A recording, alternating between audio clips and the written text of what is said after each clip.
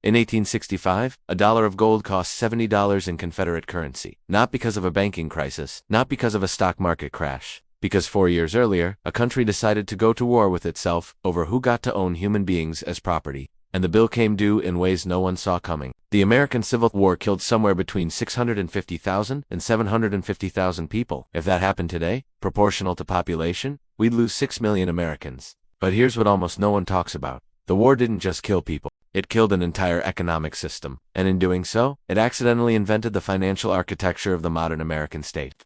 This is the story of how the deadliest conflict in U.S. history became the most expensive financial experiment ever conducted on a nation that had no idea what it was doing. Before we talk about how the war was paid for, we need to understand what was actually at stake economically.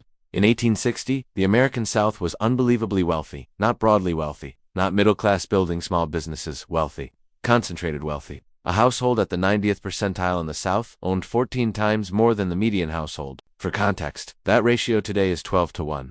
Back then, it was worse. And where was that wealth stored? Land and human beings. Slavery wasn't a moral blind spot that happened to exist alongside the economy. It was the economy. The value of enslaved people in the South exceeded the combined value of all the railroads and factories in the entire country. You couldn't liquidate that. You couldn't sell it to raise war funds. It just sat there frozen. While the Confederacy tried to fight the richest and most industrialized region of North America, the North had banks. It had bonds. It had factories that could be retooled to make guns instead of plows. It had a tax base. The South had cotton and the belief that Europe would bail them out because they needed that cotton. Europe did not bail them out, so both sides went to war. And within months, both governments realized the same thing. They had no idea how to pay for it. Let's talk numbers.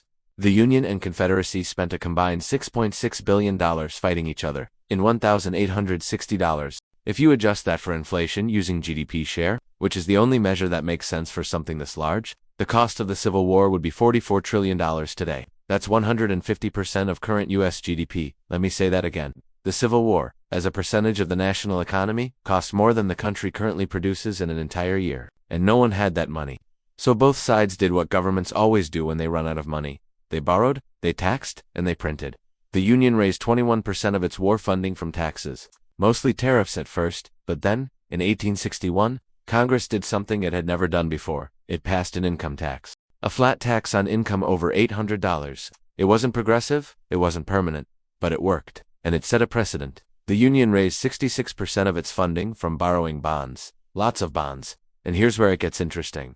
Enter Jay Cooke. Cooke was a financier who saw an opportunity. The Treasury Secretary, Salmon P. Chase, was desperate to sell war bonds to the public. Cooke approached him with a pitch. Let me be the sole agent for selling these bonds. I'll take a commission, but I'll move volume.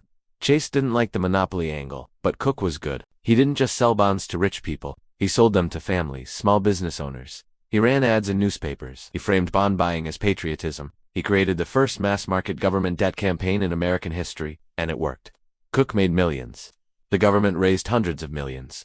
Everyone got what they wanted, except the people who had to pay the bonds back later. But bonds weren't enough. So the Union did something even more radical. In 1862, Congress passed the Legal Tender Act. This law authorized the U.S. government to print paper money that wasn't backed by gold or silver. They called them greenbacks because of the color of the ink. This was fiat currency, the kind of money we use today. But back then, it was heresy. Andrew Jackson had dismantled the central bank specifically to avoid this kind of thing. The idea that the government could just print money and declare it legal tender was seen as dangerous, inflationary, reckless. And it was inflationary. But it kept the Union Army paid, supplied, and moving. The Confederacy, meanwhile, did almost none of this effectively. They raised 5% of their funding from taxes.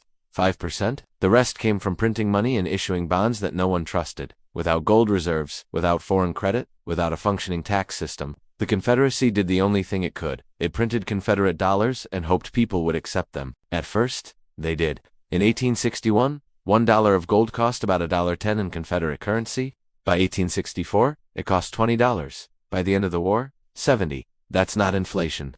That's currency collapse. Prices in the South rose by 9,000% during the war. The weekly cost to feed a family went from $6.55 in 1860 to $68.25 in 1863, and wages didn't keep up. People starved, not because there was no food, because no one could afford it, and the currency they were paid in was worthless. So the war ends. The Union wins. Slavery is abolished. The South is destroyed. And then comes the bill. The Confederacy owed nearly $3 billion, but the Confederacy no longer existed. Confederate bonds were worthless. Confederate currency was worthless. Anyone who had lent money to the South lost everything. The Union, on the other hand, owed billions in bonds that were honored. Those bonds had to be paid back, with interest, for decades. And who paid them back? Taxpayers, mostly in the North, since the South's economy had imploded. But here's the twist. The people who bought those bonds, the Jay Cooks of the world, got paid back in gold. Meanwhile, soldiers were paid in greenbacks, which fluctuated against gold depending on how confident people were that the Union would actually win. So if you were a soldier, you got paid in uncertain paper. If you were a financier, you got paid in gold. The wealth didn't disappear, it transferred. Now, let's talk about the South. Before the war, Southern wealth was almost entirely tied up in land and slaves. After the war, the slaves were free. That wealth evaporated overnight. The richest class in the South, the planter aristocracy, lost everything. Or did they? Turns out, social networks are more durable than currency. Researchers found that the sons of slaveholders didn't stay poor. They married into wealthy families. They shifted into white-collar work. They used connections to access credit and jobs. The legal structure of slavery was gone, but the social structure remained. And what replaced slavery? Propping debt, peonage, laws restricting labor mobility. The South rebuilt itself not as a free labor economy, but as a system designed to keep black Americans economically subjugated and the old planter class in relative control. So the war ended slavery, but it didn't end economic hierarchy. It just changed the paperwork. There's a version of this story where the Civil War is framed as a necessary reckoning, where the Union's financial innovation, the bonds, the greenbacks, the income tax, are celebrated as the birth of modern American state capacity, and that's partially true. The Union's ability to raise money, to mobilize resources, to create a national banking system, those things set the template for how the U.S. would finance both world wars. The New Deal, everything. But let's not pretend it was clean. The inflation in the North wasn't as catastrophic as in the South, but it was real. Food prices doubled, while wages rose half as fast. Working-class families struggled. Businesses failed. The economy didn't smoothly transition into a wartime industrial boom. It lurched. And the Confederacy's collapse wasn't just a financial failure. It was a humanitarian disaster. The blockade cut off imports. Supply chains broke. Medicine disappeared.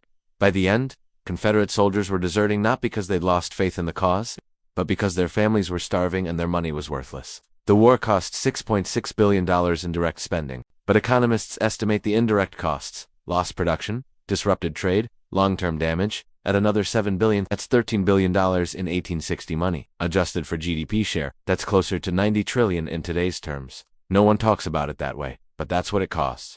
And someone had to pay it. So what's the takeaway here? The Civil War was a war about slavery, but it was also the moment the U.S. federal government learned how to finance itself at scale. Before 1861, the federal government was tiny. After 1865, it had income taxes, a national banking system, a currency not backed by gold, and a bond market that could raise billions. That infrastructure didn't go away, it got used again, and again, and again. Every time the U.S. needed to fight a war, build a highway system, bail out banks, fund a pandemic response, the template was there. Borrow, tax, print, repeat. But the Civil War also revealed something uncomfortable. Financial systems don't care about morality, they care about solvency. The Union won because it could raise money.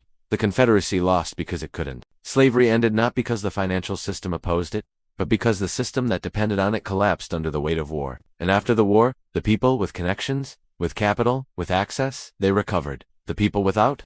They didn't.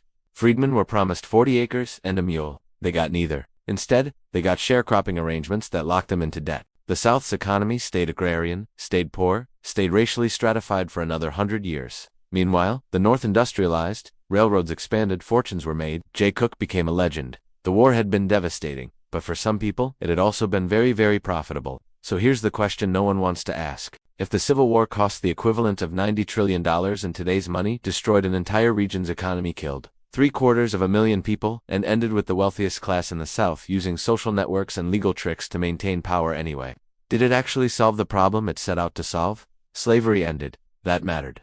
That was everything. But the economic systems that replaced it weren't designed for equity. They were designed for continuity. The North got richer. The South stayed poor. Black Americans got freedom on paper, but not the resources to build wealth. And the financial mechanisms that funded the war, the bonds, the taxes, the fiat currency, those became permanent features of American governance. We live in the world the Civil War built, a world where the federal government can mobilize trillions of dollars when it decides something matters enough. A world where financial networks determine who survives a crisis and who doesn't. The Civil War didn't just end slavery, it created the financial machinery of the modern American state. And we're still paying the bill.